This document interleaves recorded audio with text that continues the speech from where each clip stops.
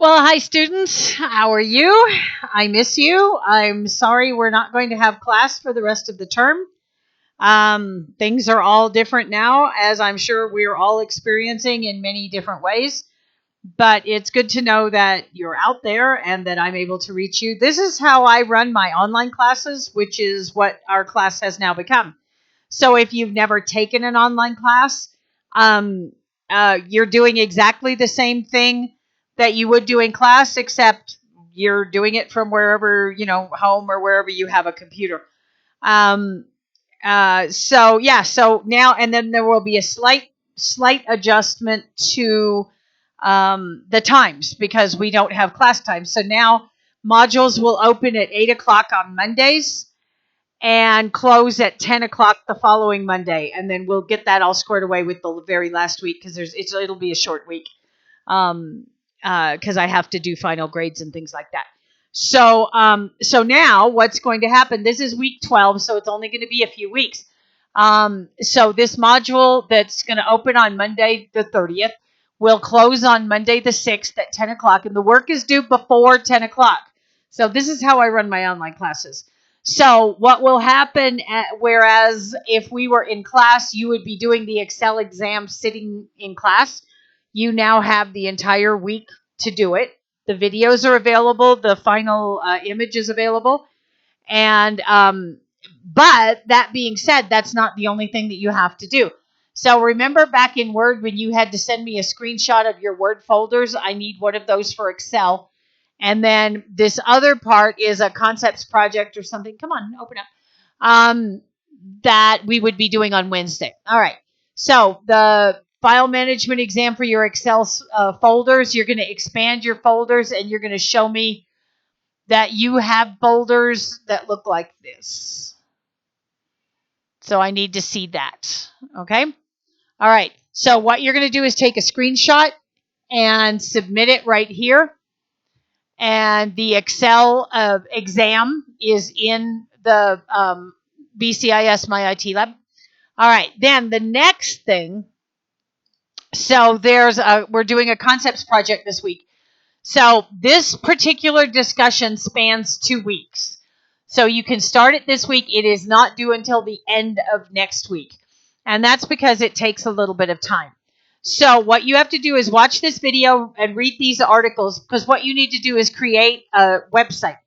So you go to this website, Wix, and there's a cute little video from the Wix people. There's some information on building website builder comparisons, some do's and don'ts of website design, and some effective website design. So what you have to do is create a website, okay? You can choose any free website builder. That's fine if you don't want to use Wix.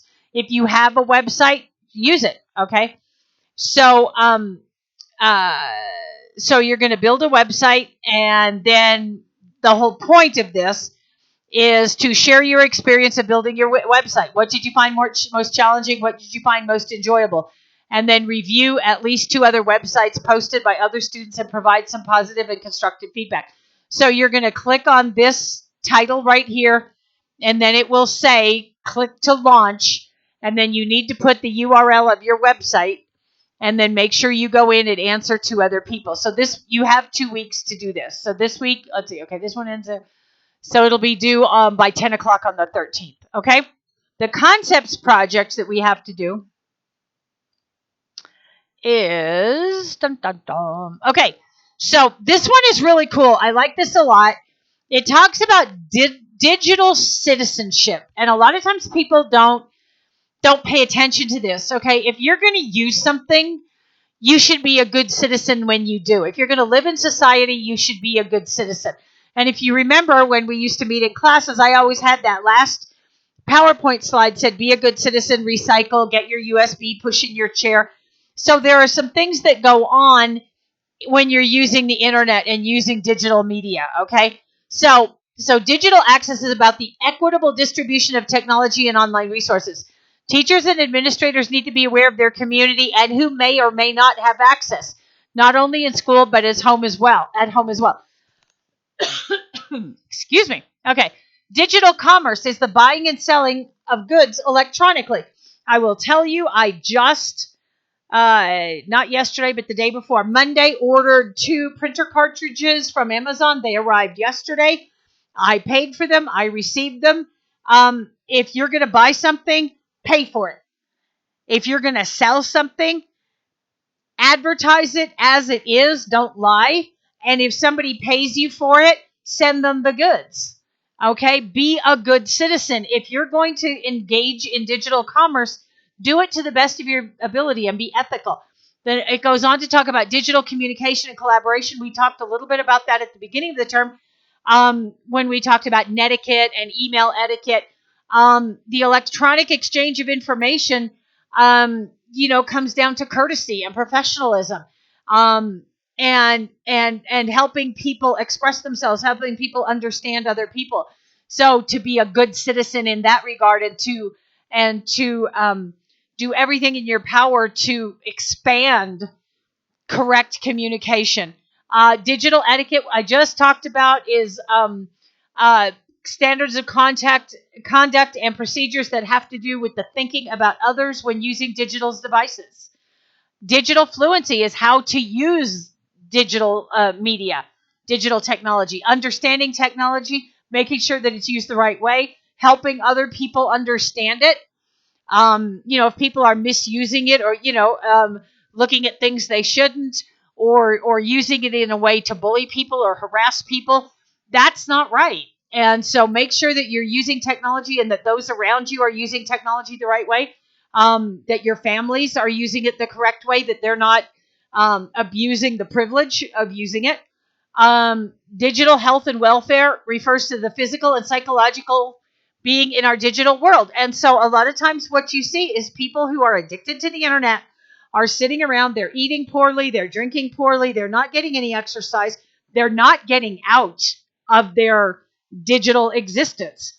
And let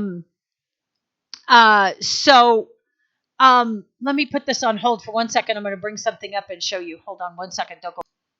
Okay, I wanted to get this. One of my coworkers sent this in our email today. 20 years ago, the internet was escape from the real world. Today, the real world is an escape from the internet. And so what happens is people get in games. They get involved in gambling online. They get involved in salacious material, shall we say, that they shouldn't look at. And well, I'm not saying they shouldn't. I'm saying you shouldn't do anything to excess, okay? I'm not encouraging it either. But make sure that you are eating well, that you are drinking appropriately, that you're being responsible, that you're putting that stuff down and clearing your mind and spending time with other people and getting outside and getting fresh air and taking care of yourself physically and mentally, okay? Don't get sucked into these dark worlds and things like that. Digital law refers to the electronic responsibility for actions and deeds that has to do with the creation of rules and policies that address issues related to the online world. There are laws. There are commercial laws. There are laws of what you can and can't do. And so that's a responsibility. Digital rights and responsibilities are those requirements and freedoms extended to everyone in the digital world. Don't abuse it. Don't take advantage. And digital security and privacy is the electronic precautions to guarantee safety against viruses, worms, and other bots that can be passed along from one system to the other, just like an illness. So then you want to make sure that you're safe, that you're protecting yourself, that you know what's going on, that you're educating others, that you're socially responsible, that you're respecting yourself and others. So make sure that you read this. I just glossed over it very quickly. So make sure that you read it. Excuse me. Okay. And then there's a checklist. And where is the checklist? Hold on. Did I just see it? There's the website. Hold on.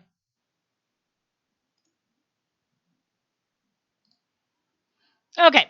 So I did find it. Okay. So the digital checklist is this next document right here. It just looked like a blank. Okay.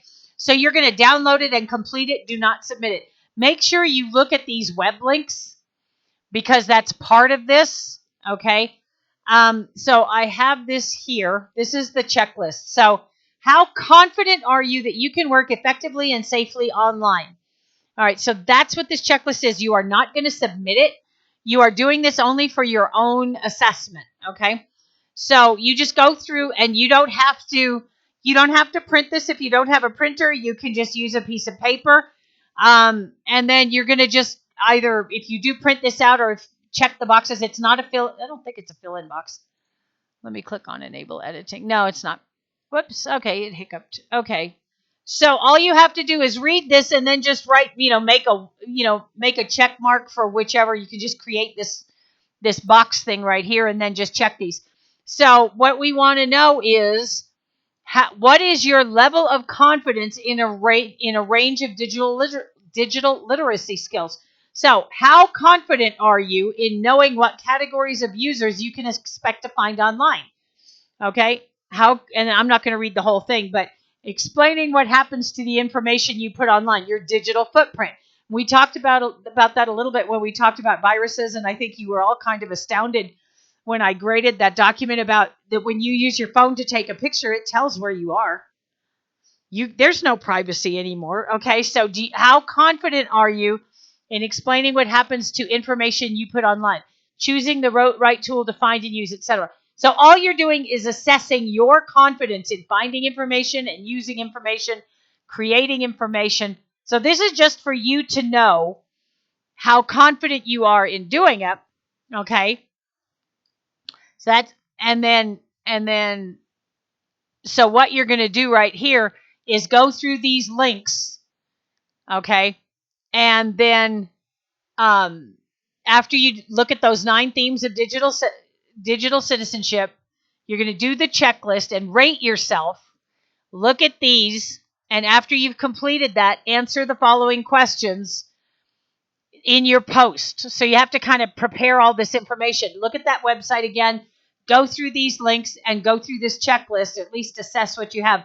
And then click up here and click on this link and then click to launch and then answer these questions. Answer the following questions. Did your digital skills assessment, this one down here, conclude with more confident than not confident? Did you have more that were confident? List the 3 lessons that you chose. Why did you choose them? And then make sure that you post that. All right. Then there's a video and a quiz on search engine optimization. And then there are some videos about social media. And then there's a quiz on social media. So those are the things that you need to do. Okay. So this website is going to take you some time. Don't wait till the last minute because it's a discussion and other people need to be able to answer you. Don't wait till the last minute. Okay. So those are the things that you need to do. I am going to go back over here. Let me see if I can go back because I just realized that this information about the Excel exam is at the bottom and I'm going to move that. Right. Oh, yay. It worked. Okay. So go take the exam first and get that out of the way. Make sure you've finished all 3 of the skill builders and have done the exam reviews because that's going to help you. These are the skills that you need. And over here under Skill Builder Archive, Videos Archives, you have all the videos. And so this will help you with the exam. And everything is in this link right here. And then the file management screenshot goes right here. This discussion goes by clicking on the title. Oh, did I go through? Yeah, I did go through this. So then you click on this folder. And those 3 parts that I just went over are going to help you. So this is the link for the discussion about this checklist. Video quiz. Okay? That's what's going on this week. I hope you are all well. I hope no one is sick. I hope you are all faring well, that you have plenty of supplies and that your families are well. I am thinking about you and I do miss you. And I do hope that this is over soon and that we can go back to a way, way, way different normal than this. And I'm tired of sitting at my desk in my kitchen. The chair is very uncomfortable. Although my grandfather made it, it has a wood seat and it's really uncomfortable. Anyway, I do wish we could be back in class and I could talk to you and kid around with you and things like that. But for right now, we can't. And so if you have any questions, please make sure that you use messages over here and contact me. Because I'm working from home, I'm getting a lot of emails. And I can't handle any more email through Outlook. So make sure you contact me through messages and I will try to check it. If not in the evening, I'm usually good about checking it in the morning and seeing if you need any help. And if anything's not working or if I don't have anything opened up, please just let me know and give me some time. So it's important and way better if you do it early in the week in case there's a problem. All right. All right. Have a fabulous week. Remember, this is going to close by 10 o'clock on Monday, April 6th. Okay? Have a fabulous week. Stay well. Wash your hands. I will talk to you next time. Bye.